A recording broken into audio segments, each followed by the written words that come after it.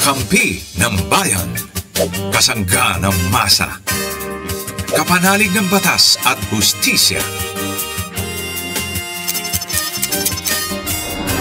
Attorney Danny Con, abogado de Campanilla.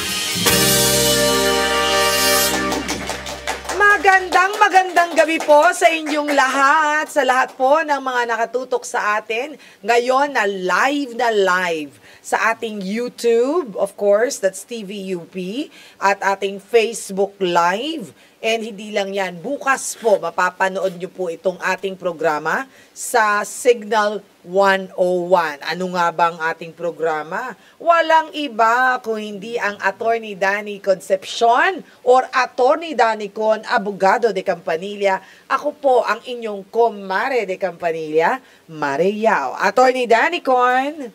Magandang gabi sa iyo, Mare, at sa ating mga kababayan na sumusubaybay sa ating programa. Magandang gabi po sa inyong lahat.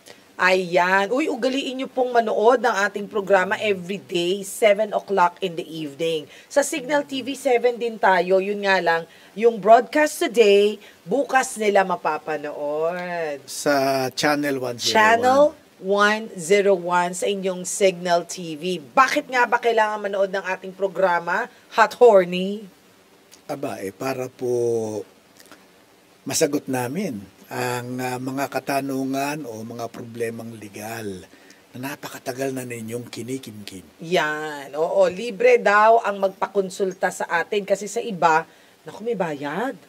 Agad-agad may bayad. So maganda na pwede ho kayong sumangguni muna ng inyong mga katanungan sa amin. At syempre, at least, alam mo yun, more or less, medyo alam mo, ay, mabigat na kaso, hindi masyado, wag nang pansinin. Yung mga ganun ba, di ba?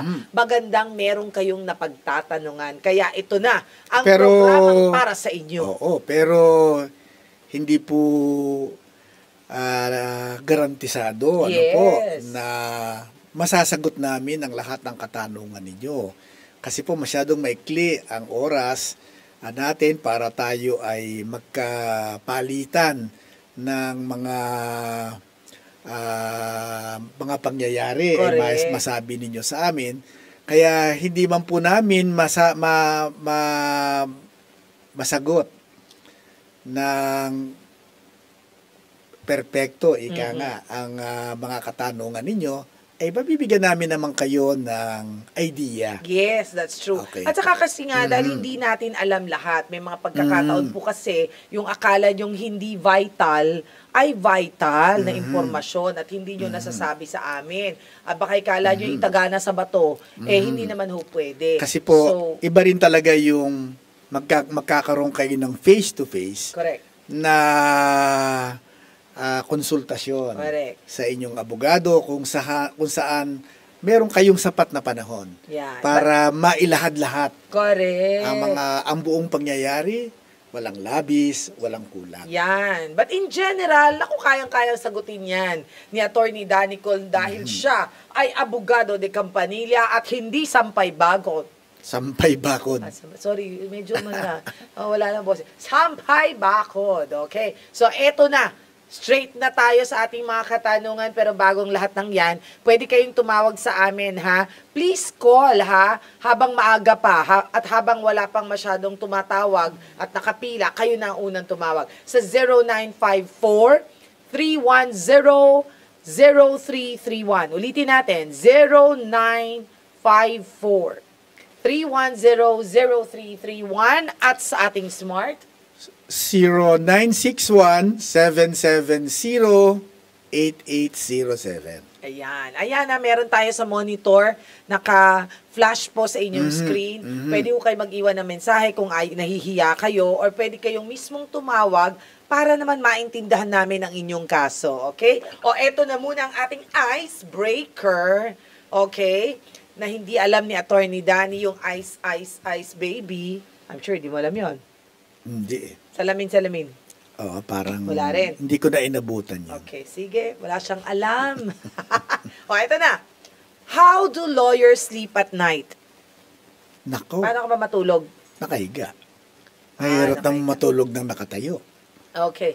Pero kaya nakahiga, kaya nakatayo, pag natulog ka, nakapikit.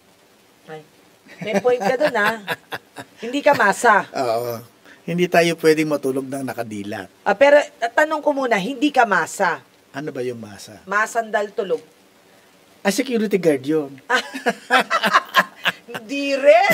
Maraming ganyan akong kakilala. Masa. But eto na, sabi nga nila, how do lawyers sleep at night? First, they lie on one side. Then, they lie on the other side. Nakuha nyo ba? Ayan, no? Lie as in L-I-E. may tawag kami dyan anong tawag sa nyo dyan? Tagalog. Lagaring hapon. Kala ko yung sa kabila. Yung kasing lagaring hindi hapon, kumakain lang yun sa kahoy, isang direksyon. Halimbawa, tinulak mo, kain. Pag hinatak mo, walang kain sa kahoy yun. Itinulak mo, kain. Pero yung lagaring hapon, itinulak mo, kain. Hinatak mo, kain. Lagari? Lagaring hapon, ang tawag doon. Tingnan mo. Ikaw, anong kabataan mo ba? Naglagaring hapon ka ba? Sandali muna. Mahirap sagutin yan, ha? Talaga? Ito ba, as a lawyer? Pwedeng hindi. Never. Never tayong ganyan. Sige. Sige. Okay. Eto na po ang ating unang katanungan dahil maraming naghihintay. 19 years old siya, attorney, si Michelle, ng Taytay Rizal. Bawal po ba sa batas? Kaya nga siguro itong tanong niya, no? Mukhang bumibili-bili siya at gustong magnegosyo, ha? Entrepreneur pala itong ating caller, sender. Bawal po ba sa batas ang ukay-ukay business? Meron po ba itong multa? Teka muna, ha? Wait lang, ha? Disclaimer muna. Alam mo ba ukay-ukay? Ukay-ukay, yung mga segunda mano ang tinitinda, di ba? Okay, yung galing sa ibang bansa na segunda. Kasi alam ko, hindi ka basta ang alam ko, alam mo kung bakit, saan ang galing yung ukay-ukay? Sige nga. Hinahalukay. Okay. Bago mo makuha yung gusto mo, hahalukayin mo lahat yung patong-patong na mga damit. Kaya doon ang galing yung ukay. Halukay-halukay tayo. Okay. Bumibili ka ba dyan? Oo. Yung totoo. Yes. Pag nakakita ako ng magandang ukay-ukay, bili tayo dyan. Okay. Ngayon, meron ba, bawal ba yan? Bawal nga ba? Kasi number 1, parang baka hindi hygienic. Baka yung nagsuot nun galing sa maraming putok. Paano na yun? Ang sa akin po, wala akong alam na batas na nagbabawal na magbenta ng mga segunda manong gamit. Kaya gamit sa bahay, gamit sa kusina, o damit. Wala po akong alam na batas. Ang bawal po ay kung gagawa sila, magbubukas sila ng business nang hindi sila kukuha ng mga karampatang lisensya. Permit. Mga permit. Kinakailangan pong kumuha sila ng business permit. Opo. At pagkuha nila ng business permit, baka po kasi may regulasyon. Kagaya ng sinabi mo, baka naman hindi hygienic. Diba? Buti nga kung putok lang. Paano kung yan pala ay ginamit ng isang taong may nakakahawang sakit? Naku, lalo na nagkaroon ng COVID. So baka may mga regulasyon yan na bago sila bigyan ng permiso, ng business license, ng munisipyo, ay merong hihingin na mga pagsunod sa mga regulasyon ang sanidad. Totoo nga naman. Pero ingat kayo dyan, ha. Kung bumili na ho kayo ng ganyan, ako lang, ang payo ko lang sa mga bumibili ng ukay-ukay, okay lang yan. Bumili kayo dyan. Pero pakuluan nyo muna. Papakuluin niya talaga. Pinakuluan muna. Pag napakulo na, di ba, patay na lahat ng mikrobyo. Baka naman masira. Pagkaluto niya, wala nang natira, umigsi. Baka naman pag niluto mo, tuloy kain na. Ayun nga, nawala na. Pero anyway, again, that's my take, no? Para hindi kayo magkasakit.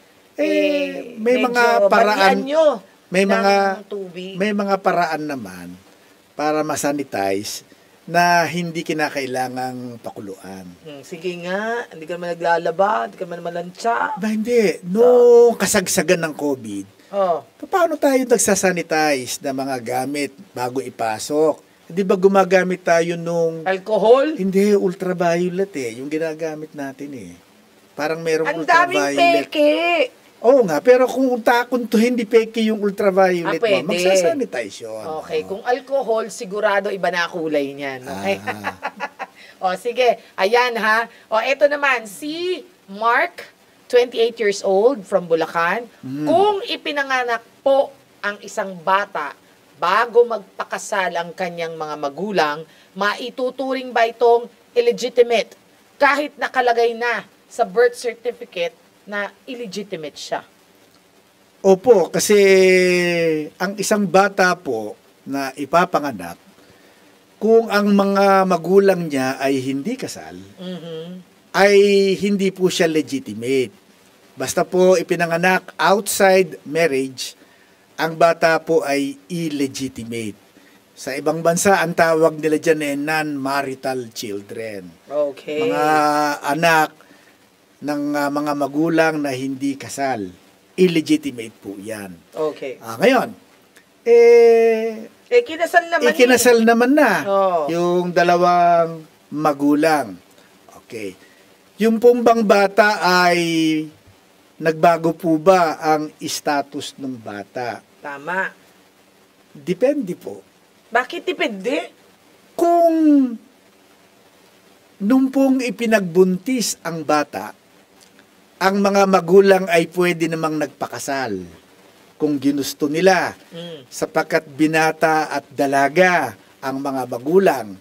Nagkaroon lang ng disgrasya, nabuo ang bata ng walang kasal. Okay? But later on, matapos ipinanganak ang bata, nagpakasal sila, ang bata po ay legitimated. So, legitimate na yung bata. Naging lehitimo na yung bata nung nagpakasal po yung mga magulang. Subalit, datapwat. Ngunit. Ayan. Natatandaan kita dyan, ha? Sige. Kung kaya po hindi nakapagpakasal ang mga magulang ay sapagkat may asawa yung lalaki. May sabit? Nung ipinagbuntis niya ang bata. Ipinanganak ang bata, may asawa pa ang tatay. Pero 1 year after namatay ang asawa Hindi mo ng naman tatay. pinagdasal yun. At saka mukhang hindi naman kinulam. Mukhang Okay, hindi naman pinatay. Hindi naman nilason. Namatay po yung asawa nung tatay. At sapagkat namatay na yung asawa nung tatay, ay pwede nang magpakasal. Yung parents nung illegitimate. Naging legitimated po ba yung bata? Hindi po. Hindi pa rin? Hindi. Okay. Kasi nung siya ay ipinagbuntis, ay meron pong balakid para makapagpakasal ng mabisa ang kanyang mga magulang. So ulitin natin. So kung walang sabit, Apo, ang mga magulang. sabit ang mga magulang. Nung kanilang ipinroject si baby. Grabe project talaga si baby, ha? So pwedeng legitimated. Apo, pag nagpakasal later, legitimated po ang bata. Ngayon, sabi niya kasi, nakalagay po sa birth certificate, illegitimate. Ay talagang illegitimate po ang ilalagay ng civil registrar sapagkat wala naman silang maipakikita ang marriage certificate. Ano gagawin nila para maging legitimate ang bata? Okay. Pag matapos pong magpakasal, yung mga magulang, gagawa po sila ng affidavit of legitimation. Pipirmahan po nila mag-asawa, i-attach po nila yung kanilang marriage contract at isasubmit nila iyon sa civil registrar kung saan nakarehistro ang birth certificate ng bata. Ganun lang kasimple, hindi na kailangan ng korte. Wala na pong korte yan. Ayun, kasi dati korte-korte pa yan Alam nyo po, ang hirap doon Dati may korte-korte pa yan, may etos-etos pang mga adoption. Basta wala pong court requirement yan. Oo, basta ito, wala na po siyang court requirement. Ang kailangan nyo lang ay pirmado ng mga magulang. Affidavit of legitimation. Tapos sa civil register, ang bilis na pala niyan, ano? Akala ko yung dati parang ang hirap-hirap eh. O alam mo ba, dami-daming nanonood sa atin ngayon, sa ating Facebook, batiin na natin. Of course, ang aking love of my life, si Marcial Angelico Castro. Good evening. I'd like to say hi to Lisa Apaya, Sheila Antoni, si Dick Castro, si Mitch Yanese, hello, and magandang gabi. Kung gusto nyo pong magpabati sa atin, kung may pa-birthday kayo, or kung ano pa man yan, anniversary, etc., etc., feel free. Feel free. Sasabihin ko sana, please Kamali dumulas. Please don't hesitate to text at babatiin po namin kayo, okay? Eto na, si Adora ng Pasig. 47 years old. Ano pong ibig sabihin ng Magna Carta for women or of women? Okay? At ano po ang sakop ng batas na ito na naglalayon na dapat na protektahan ng kababaihan sa trabaho, bahay at lipunan? Meron na bang Magna Carta of women? Parang meron na yata. Meron. Meron na yan. Okay. Trabaho, ano bang bahay at lipunan. Yun po ang dahilan kung bakit ipinasa ang batas na ito. Siguro ang tinatanong niya, bakit Magna Carta ang tawag? Oo nga. Alam niyo po kasi yung Magna, Latin po yan, at saka yung Carta, Latin din yan. Ano? Pag sinabi nating Magna, ay ang ibig sabihin niyan ay malaki. Great. Okay. Isang malaking karta. Yung karta naman ay card ang ibig sabihin niyan. Pero ang interpretasyon niyan ay charter, ano? Isang malaking isang great charter. So, kung saan nakatitik, nakasulat ang mga karapatan ng mga kababaihan at mga proteksyon na ibinibigay ng batas para mapangalagaan ang kanilang mga karapatan. Sa tingin ko marami ng karapatan at maraming mga batas to na pinagsama-sama. Kaya ang tawag ay Magna Carta of Women. Pero mukhang marami ang sakop nito, friend. Pero alam mo, kaming mga masunurin sa asawa. Yun totoo. Totoo nga yan. Oo, baka kami ang nangangailangan ng proteksyon. Di ako mag-a-agree dyan. Pero alam niyo po, Ma'am Adora, medyo malaki-laki po yung sakop ng tanong ninyo. Kasi trabaho, bahay at lipunan, ang maganda ho niyan, hihimay-himayin natin. Siguro kung ano ho yung nararapat na problema sa inyo. Kasi baka kahit isang linggo hindi ho natin matapos yung parang thesis yan sa doctorate dissertation. Pero kung meron po kayong particular na concern o problema, pwede po ninyong itawag o i-text po sa amin nang sa ganon mabasa namin yung Magna Carta at maipaliwanag namin sa inyo kung ano ba ang nakasulat. Yung sa kaso niya. Oo, sa kaso. Sa kaso na idudulog niya. Yes, specific. That's right. Specific. Pero bagong lahat, kailangan may babatiin ka Kasi lagi mong binabati ito, magtatampo to pag hindi mo binabati. Sino babatiin mo? Dako sino pa kung aking may favorite mother-in-law. Na sana favorite ka rin. Favorite ako niya. Okay, sige. Hindi pwedeng hindi. Ako lang ang kanyang son-in-law. Wow. At siyempre, ang iyong mommy na si Miss Bayambang. Oo, nanay ko. Ang isa-isa kong nanay. Isang Miss Rizal is isang Miss Bayambang. Isang Miss Bayambang. Si Tita Abising, sumalangit nawa. Oo nga. I'm sure pinanonood ka pa rin. Oo, sa langit na. Sa langit na. Oo, diba? Well, anyway, hello kay Mar Ernie at kay Gino Reyes na nakamonitor sa atin ngayong gabing ito. Magandang gabi po sa inyo lahat. Hello po. Ayan. At syempre tayo po ay nag-share sa ating Facebook, sa ating programang Yanang Marino, mga seafarers na pwedeng magtanong din tungkol sa kanilang mga problemang legal. Okay? Bawal utang. Okay? Bawal magpahanap ng trabaho. Tanong lang po ng legal. Ayan. Ito naman, si Estrella ng Pampanga. 30 years old. Magagamit ba ang isang illegitimate na batang apelido ng kanyang apelido? Yan, apelido. ng kanyang ama, pwede bang mag-request ng DNA test? Aba, may issue siya. Ayaw kilalanin, kailangan ng Opo. DNA test. Yung pong bata na hindi kasal ang mga magulang, legitimate, ano ha? Sa family code po, ang gagamitin ng batang apelido ay apelido ng ina. Sa family code. Yun ang general general rule. Okay. Subalit, That of what? ngunit, Okay. kung siya po ay kinilala ng kanyang ama at payag naman siya kasi kung bata pa siya 6 to 7 years old ay payag naman yung nanay niya na ipagamit ang apelido ng tatay o gagawa ngayon yung nanay ng affidavit allowing the use of the surname of the father. Okay. At yun namang tatay ay gagawa naman ng affidavit admitting paternity of the child. Hindi ba pwedeng pirma lang ng birth certificate?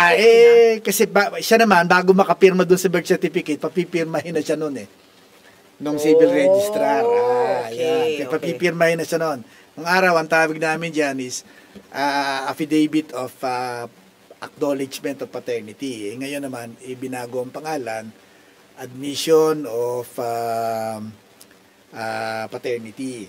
Okay. So, yung affidavit po nung ina, kung ang bata sanggol pa lang, pumapayag na gamitin yung apelido nung ama at affidavit nung ama na kinikilala naman niya yung bata na anak niya at ipinapagamit yung apelido niya. Kapag ka po pareho na silang pumapayag na igamitin yung pangalan ng tatay, pwede na pong baguhin ng civil registrar yung kanyang birth certificate. Illegitimate pa rin ang kanyang status, pero isusunod na po sa tatay niya ang kanyang apelyido. Okay. Pero mukhang merong resistance kasi parang pwede bang magpa-DNA test? So, ibig sabihin, parang hindi kinikilala. Baka po kasi ito ang maging kondisyon naman ng ama.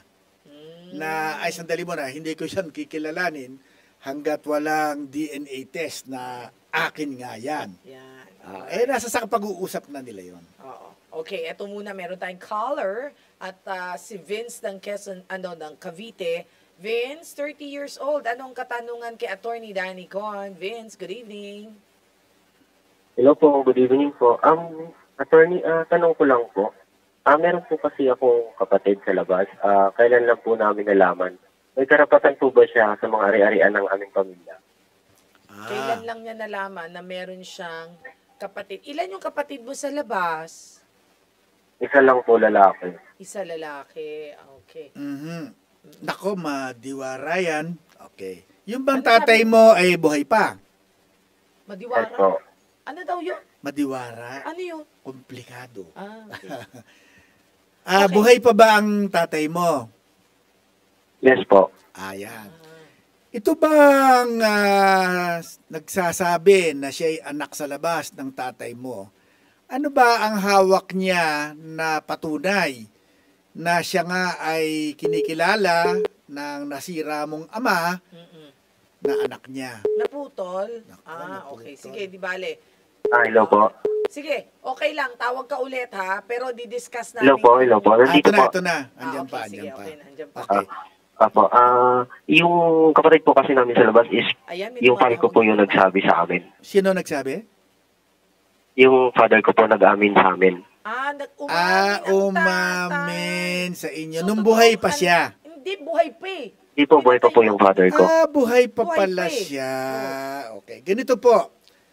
Ang isa pong illegitimate na anak, nagkakaroon po siya ng karapatang magmana mula sa kanyang illegitimate na magulang kung siya po ay kinilala nung ama niya, for instance. nung tatay. Yes. Okay. At ang pagkilala po ay mayroon pong paraan.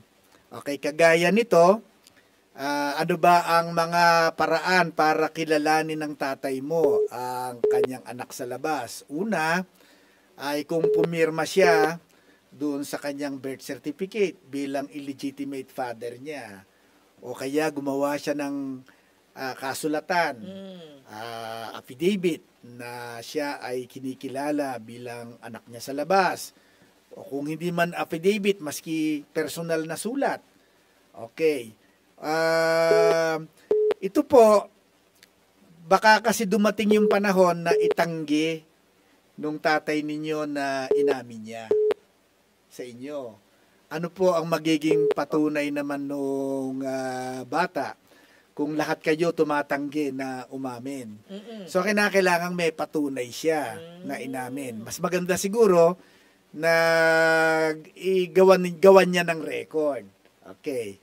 Na maggumawa ng affidavit yung tatay mo para siya ay kilalanin. Kasi baka yun lang ang nakalagay sa batas eh. Yung verbal hindi kinikilala ng batas bilang isang uri ng voluntary recognition.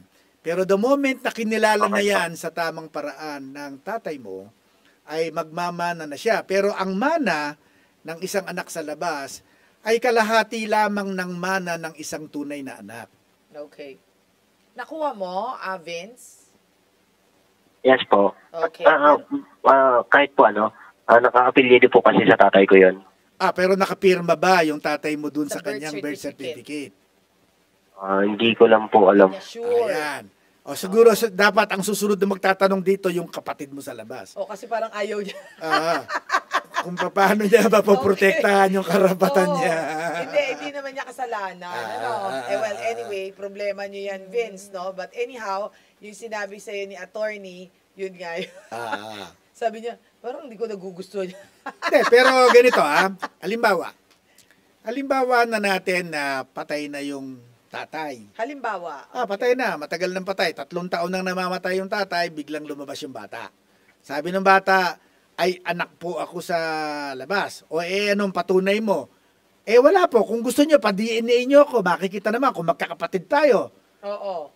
Kung talagang sinabi niya, DNA is the best solution. Pero hindi pa rin siya makakapagmana. Hindi na. Kasi yung DNA ay hindi form, hindi ito uri ng pagkilala. Hindi kasi ang basihan ng kanyang pagmamana ay hindi yung kanyang biological connection doon sa tatay. So pagkakakilanlan ay yung kinikilala siya ng tatay. I see. Okay, I got it. Uy, nakuha mo, Vince. I hope masaya ka. Yes po. Pero hindi ka masaya, friend. Okay ka lang? Pero okay lang po. Baka naman kahawig mo. Oo nga naman, baka kahawig mo talaga. Baka tunay na, baka naman talagang anak ng tatay mo yan. Hindi, sinabi na nga eh. Hindi.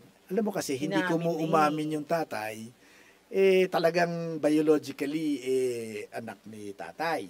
May point ka dyan. Baka naman baka naman, niloko lang naman siya nung ina, di ba? Pwede rin naman. Ayoko namang lumabas na kontrabida ako. Pero sinasabi ko lang na posible. Kaya yung iba talagang humihingi ng DNA test. Okay. Sige. Nakuha mo, Vince? Yes po. Okay, good luck ha. Peace, peace, peace. Love, love, love. Pero sa totoo lang, baka nga maganda magpa-DNA sila. Baka lumabas pa sila yung anak sa labas Lalo mo tinensyon eh. Okay na eh. Oy, nagbibiro lang ako, Pinsa. Bibiro lang. Joke Okay lang, lang po. Vince. Okay, sige. Thank you, Vince. Thank you po. Akala ko hindi na magte-thank you. Okay, thank you, Akala ko nga Vince. nagalit. Okay, thank you. Maraming salamat. Nagalit. Ayan. Alam nyo, napakarami ng tumatawag. Naririnig ko na, nagtutut-tut. Ang daming call waiting. Pero hanggang dito na lamang po muna ang ating programa. Meron pa namang bukas. Sabi ko sa inyo, pag talaga tayo yung nagkwekwentuhan, nakakalimutan ng oras eh. Okay, so mag-text na po kayo sa amin ng inyong mga katanungan. Sana konkreto po yung ite-text ninyo para konkreto rin ang aming sagot sa inyo. General lang naman, di ba? In general.